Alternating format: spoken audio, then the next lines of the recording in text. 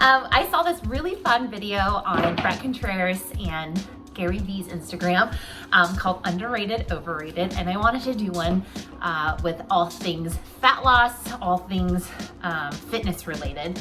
I wanted to ask Tony, my husband, who's been a professional trainer for over a decade. He's trained over hundreds of clients, if not thousands, help in pursuit of their journey. So we're gonna do this game called Underrated, Overrated, Underrated, Overrated.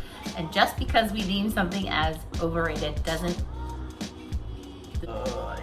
mean that it's not useful. It Yes. doesn't mean that we don't use it. Yes. It just means it's overrated. So I'm gonna shoot off like 20 things for you. You tell me why you think it's overrated without going into the weeds of it. Got it? Got it. Okay. Jesus. I know, watch it. 20 things. Ready? Keto. Overrated. It's just another means to a deficit. If that's your way of doing it, cool. But it's a deficit. Intermittent fast.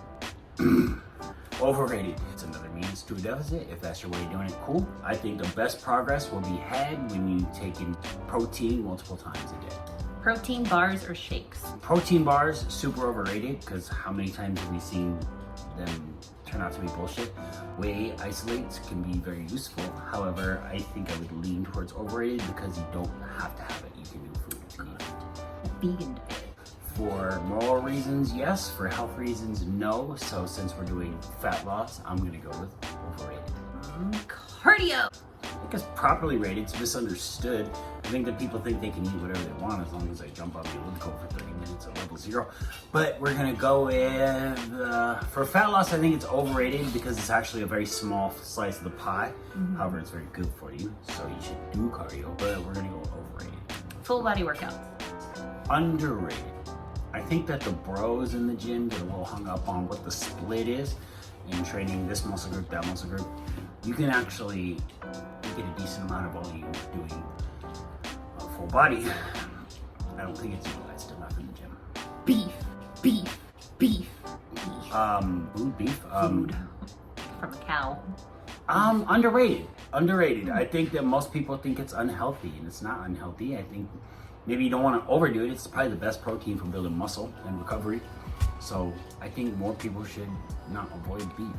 So I know supplements is a really big category, but I'm gonna pick one, and I'm gonna pick BCAAs. Branched chain amino acids. I'm gonna go with overrated because I think that the new trainees think that something magical is gonna happen when they ingest it. It's just an enzyme to a protein, like a building block of a protein, and so it can help protect your muscle. Does it? I mean, all the studies are like, I don't know. It's not gonna hurt, so I'm gonna go with overrated. This one might be a little controversial for some folks, but again, just because we deem it as underrated, overrated, doesn't mean that we don't like it. So, CrossFit. For results in fat loss, overrated. I think it's like a great hobby or like a thing to do. Like say you do jiu-jitsu and you like doing jiu-jitsu. I like to dance. Where CrossFit can be dangerous because you're doing Olympic movements for time and reps, and it's just high volume Olympic weight training, which is, I don't know, I know people that really like it. I think I'm gonna go with overrated though. As far as like results based goes, you don't need to do that. So I'm gonna go with anything as unnecessary is more so overrated. Okay. Sleep. Underrated for sure. I think that a lot of people know they need to get better sleep, but I don't think it's prioritized at all. All the magic happens when you're sleeping. Anytime I've done a diet or fat loss phase, and the night I get really shitty sleep, I'll wake up, look at the scale, and nothing happened. And the days that I get good sleep, I notice I wake up, I am leaner. It's like day by day by day if I get good sleep. H2O, water. I think it's properly rated. I don't think water will ever be overrated. Or underrated. Wait a minute. Water's good. Water is good. Your body is made out of water, so you should drink water. A lot of good reasons to drink water. Weight machines. Like the weight machines. Yeah, weight machines versus free weights. Free weights and dumbbells. Say underrated, because I know a lot of older bodybuilders and like fitness guys who have kind of transitioned to more machine work over the years, and they've stayed injury free. It's given them a lot of longevity. I think it's safe for the people who don't properly know how to use free weights. You can get in great shape with machines, and I think they're very useful. So I'm gonna go for underrated, because I think people get caught up on that bench press. Salt. Underrated in its use for fat loss. Overrated in its use for fat loss. I guess I would say, like, people think sodium is somehow gonna make them not lose fat. It doesn't. It just it can raise blood pressure if you have a lot. So you'll notice like water retention and stuff, but you want to have salt when you're working out. Fat burners. Overrated. And again, just because it's overrated doesn't mean I don't use it. It speeds up your heart rate and heats your body up when you do cardio, so it can help reach that target heart rate zone. But again, unnecessary. And I think that, again, the perception is that they'll take a pill and somehow melt fat away. Not And gonna like work. all this stuff. And that's it. Just to wrap things up, Just wrap things up.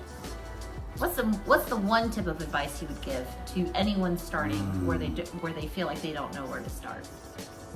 I would say take notes, and I mean this on almost everything. I think my first few years in the gym, I winged it a lot, and it worked for like a little bit, and then all of a sudden, winging it just wasn't getting me anywhere. And I think that understanding how many calories that I needed, what kind of foods I digest well, what kind of workouts I responded to, and understanding which one of those were and which does better for my body, knowing that would be very, very useful, because then I could do more of that stuff. So, you know, understanding your calorie count can be so important. And, you know, if you're trying to lose fat, you got to know how to further your deficit when you hit a plateau. If you're just all over the place, there's no way to make adjustments. Same with when you're wanting to build muscle. If you're hitting a stall, if you're all over the place and you're winging it, you have no way to adjust your program. Writing stuff down, noting what worked for me, what I digest, what I don't digest, something I wish I would have just paid attention to how my body responds more early on. And stop taking advice from everyone, because most people aren't qualified to give it. So, My number one advice, just moving. all right, see you later. Bye.